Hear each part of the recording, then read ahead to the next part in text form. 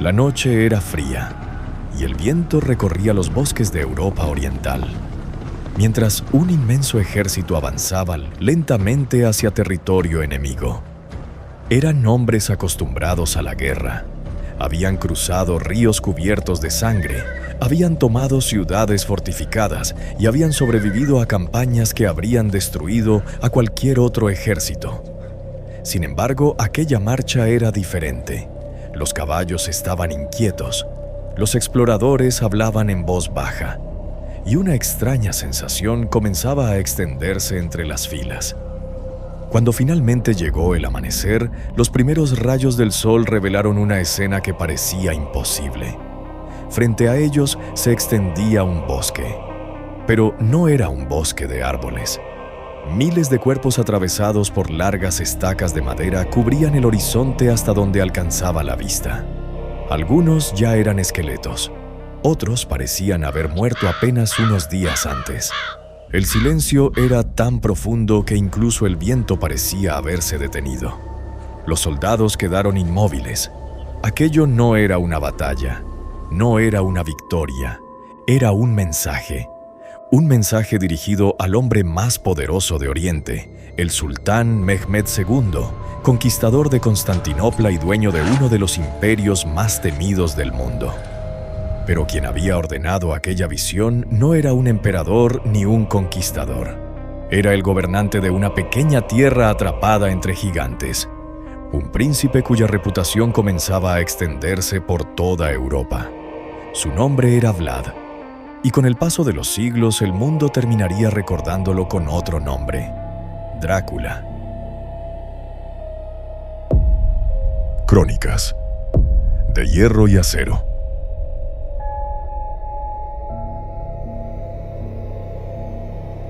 Mucho antes de que su nombre provocara miedo, Vlad fue simplemente un niño nacido en una tierra que vivía al borde de la guerra. Valaquia era pequeña, pobre y vulnerable. Al sur se levantaba el Imperio Otomano, cada año más poderoso. Al norte, los reinos cristianos intentaban contener una expansión que parecía no tener fin. En medio de aquellas fuerzas gigantescas, sobrevivir era casi un milagro. Su padre, Vlad II, lo sabía mejor que nadie. Gobernar no consistía en ganar batallas, consistía en mantenerse con vida. Por eso, cuando el sultán exigió una prueba de lealtad, tomó una decisión que cambiaría para siempre el destino de su familia. Entregó a sus propios hijos. Vlad y su hermano fueron enviados a territorio otomano como rehenes. No eran esclavos ni prisioneros encadenados, pero tampoco eran libres. Sus vidas dependían del comportamiento de su padre. Si Valaquia obedecía, vivirían. Si se rebelaba, podían perderlo todo. Durante años, Vlad observó desde dentro el funcionamiento del imperio más poderoso de su tiempo. Vio ejércitos disciplinados, fortalezas inmensas y gobernantes capaces de controlar territorios que parecían interminables. Aprendió sus costumbres, escuchó sus idiomas y comprendió cómo funcionaba el poder. Pero mientras aprendía, algo más crecía en silencio dentro de él. La sensación de haber sido entregado, la humillación de depender de otros y una rabia que se volvería cada vez más profunda con el paso de los años. Cuando finalmente regresara a Valaquia, no volvería el mismo muchacho que había partido. Volvería alguien dispuesto a no ser controlado jamás por nadie.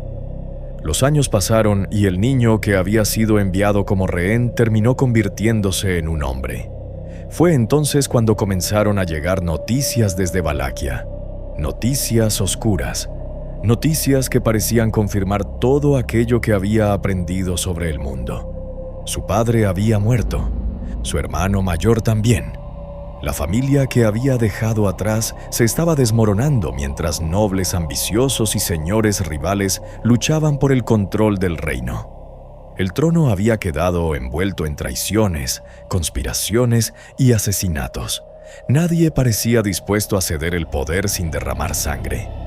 Cuando Vlad regresó a su tierra, encontró exactamente lo que esperaba: un reino dividido, un pueblo cansado y una nobleza que cambiaba de lealtad según soplara el viento.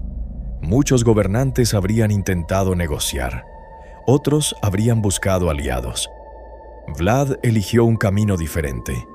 Comprendió que el problema no estaba fuera de Valaquia, estaba dentro. Durante demasiado tiempo los nobles habían decidido quién gobernaba y quién moría. Habían traicionado reyes, cambiado de bando y utilizado el reino para su propio beneficio. Mientras ellos acumulaban riqueza, el país se debilitaba cada vez más. Vlad decidió que aquello terminaría. No importaba el precio. No importaba cuántos enemigos tuviera que crear, porque había aprendido una lección durante sus años de cautiverio. Un gobernante que inspira dudas dura poco tiempo. Un gobernante que inspira miedo puede sobrevivir mucho más. Y muy pronto, toda Valaquia descubriría hasta dónde estaba dispuesto a llegar para imponer su autoridad. La época de las conspiraciones estaba a punto de terminar. La época del terror acababa de comenzar. La nobleza de Valaquia estaba acostumbrada a manipular a sus gobernantes. Durante generaciones habían conspirado, traicionado y cambiado de lealtad según les conviniera. Muchos creían que Vlad sería otro príncipe más, obligado a negociar con ellos para conservar el trono. Se equivocaron. Poco después de consolidar su poder, reunió a numerosos nobles en una gran celebración. Comieron, bebieron y conversaron como si nada hubiera cambiado. Pero para Vlad, aquella reunión tenía un propósito muy distinto. Mientras observaba los rostros de sus invitados, pensaba en los años de caos que habían provocado. Pensaba en los gobernantes que habían traicionado y en la debilidad que habían sembrado dentro del reino. Cuando llegó el momento, dejó de actuar como anfitrión. Comenzó a actuar como juez. Muchos fueron arrestados aquella misma noche. Algunos fueron ejecutados. Otros fueron obligados a realizar trabajos forzados hasta caer exhaustos. La noticia se propagó por todo el país como un incendio. El mensaje era claro. Las viejas reglas habían terminado. A partir de entonces, el miedo comenzó a convertirse en la herramienta más poderosa de Vlad. Los ladrones desaparecieron de los caminos. Los funcionarios corruptos aprendieron a mirar por encima del hombro. Incluso quienes lo odiaban reconocían que el orden estaba regresando, pero el precio era alto, porque cuanto más crecía su autoridad, más oscura se volvía su reputación. Y mientras Valaquia comenzaba a cambiar, una amenaza mucho más grande observaba desde el sur.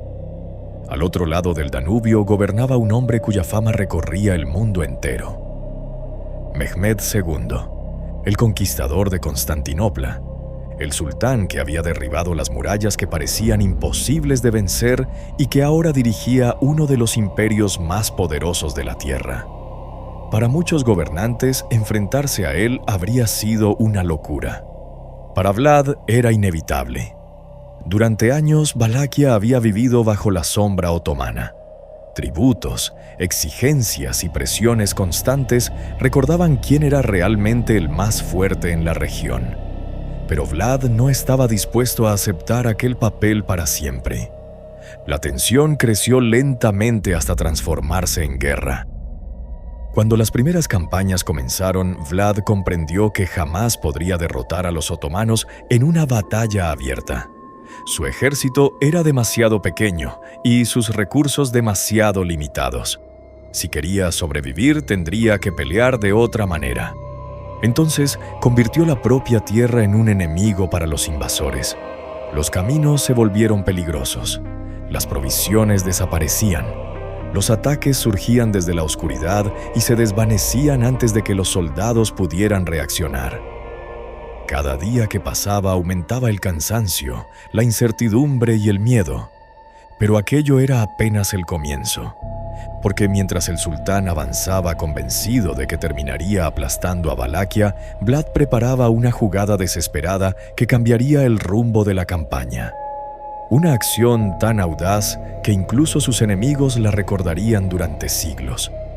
A medida que el ejército otomano avanzaba, la situación se volvía cada vez más desesperada. Mehmed II había cruzado el Danubio acompañado por decenas de miles de soldados. Desde cualquier punto de vista razonable, la guerra ya estaba decidida. Pero Vlad nunca había sido un hombre razonable. Sabía que no podía derrotar a semejante ejército en campo abierto. Sabía que cada día que pasaba reducía sus posibilidades de victoria.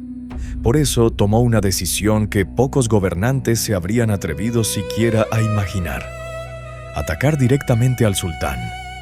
Bajo la protección de la oscuridad, un grupo de jinetes atravesó las líneas enemigas. El campamento otomano dormía confiado, convencido de que la victoria era solo cuestión de tiempo. Entonces comenzó el caos. Los caballos irrumpieron entre las tiendas. Los gritos rompieron el silencio de la noche. Las antorchas iluminaron hombres corriendo en todas direcciones sin saber quién era amigo y quién era enemigo. Vlad avanzaba hacia el centro del campamento, hacia el lugar donde creía que descansaba Mehmed. Si lograba matarlo, la guerra podría terminar en una sola noche. Durante horas, la confusión se extendió por todo el campamento otomano. Los soldados despertaban sobresaltados mientras el acero chocaba contra el acero bajo la oscuridad. El miedo se propagó más rápido que cualquier orden, pero el sultán sobrevivió. Vlad estuvo cerca, terriblemente cerca. Sin embargo, cuando llegó el amanecer, Mehmed seguía con vida. La oportunidad había desaparecido. Aún así, aquella noche dejó algo mucho más importante que una victoria. Por primera vez, el conquistador de Constantinopla comprendió que no estaba enfrentándose a un príncipe cualquiera. Estaba enfrentándose a un hombre capaz de arriesgarlo todo con tal de sembrar el terror en el corazón de sus enemigos. Y lo peor aún estaba por llegar.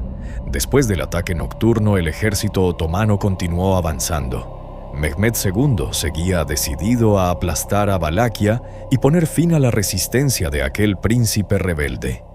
Sobre el papel nada había cambiado. Los otomanos seguían siendo más numerosos, seguían teniendo más recursos, seguían siendo el ejército más poderoso de la región. Pero algo sí había cambiado: el miedo. A medida que avanzaban por territorio enemigo, los soldados comenzaron a encontrar señales inquietantes: aldeas abandonadas, campos vacíos, caminos silenciosos. Era como si toda la tierra hubiera decidido desaparecer antes de su llegada. Entonces llegaron a las afueras de Targoviste, y allí los esperaba una visión que ninguno olvidaría jamás. Frente al ejército se levantaba un inmenso bosque de estacas. Miles de cuerpos cubrían el paisaje hasta perderse en la distancia. Algunos pertenecían a soldados enemigos, otros a criminales, traidores o prisioneros. Todos compartían el mismo destino. Aquello no había sido construido para ganar una batalla. Había sido construido para destruir la voluntad del enemigo. Los hombres observaban en silencio. Incluso los veteranos que habían participado en grandes conquistas sintieron cómo el estómago se les cerraba. Nunca habían visto algo semejante. Era una advertencia, un mensaje imposible de ignorar. Aquella era la tierra de Vlad, y aquello era lo que ocurría a quienes se enfrentaban a él.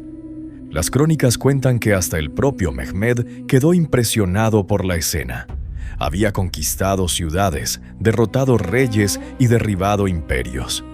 Sin embargo, frente a aquel espectáculo, comprendió que estaba luchando contra un hombre diferente, un hombre que había convertido el terror en un arma. Y aunque la guerra aún no había terminado, la leyenda ya había comenzado a nacer.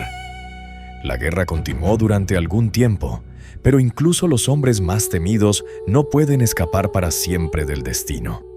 Con los años, Vlad perdió aliados, acumuló enemigos y vio cómo el equilibrio de poder cambiaba a su alrededor.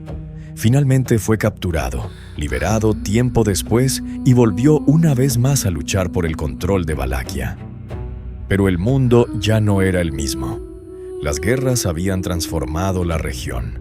Los viejos aliados habían desaparecido y nuevos intereses dominaban el tablero político. Vlad seguía siendo el mismo hombre decidido y feroz que había aterrorizado a sus enemigos, pero su tiempo comenzaba a agotarse. Su muerte llegó envuelta en incertidumbre, como ocurre con muchos personajes que terminan convirtiéndose en leyenda. Algunas historias afirman una cosa, otras cuentan algo diferente. Lo único seguro es que el príncipe desapareció, pero su nombre sobrevivió. Y fue entonces cuando comenzó algo mucho más grande que su propia vida. Los viajeros llevaron sus relatos a otras tierras. Los comerciantes repitieron historias sobre castigos brutales y bosques de empalados. Los cronistas escribieron relatos que mezclaban hechos reales con rumores cada vez más exagerados. Con el paso de los siglos, la figura histórica comenzó a transformarse, hasta que un día nació Drácula. No el vampiro, no la criatura de las novelas, sino la sombra de un hombre real cuya reputación había logrado sobrevivir a generaciones enteras. Y quizás esa sea la parte más inquietante de esta historia, porque los vampiros nunca existieron, pero Vlad sí. Existió un gobernante capaz de convertir el miedo en un arma, un hombre cuya fama atravesó los siglos y terminó convirtiéndose en leyenda. Si disfrutas estas historias narradas, donde la realidad supera a los mitos y las leyendas nacen de hechos verdaderos, acompáñanos en la próxima crónica. Porque aún quedan imperios por caer, reyes por desafiar al destino y guerreros cuyas historias siguen esperando ser contadas. Esto fue Crónicas de Hierro y Acero.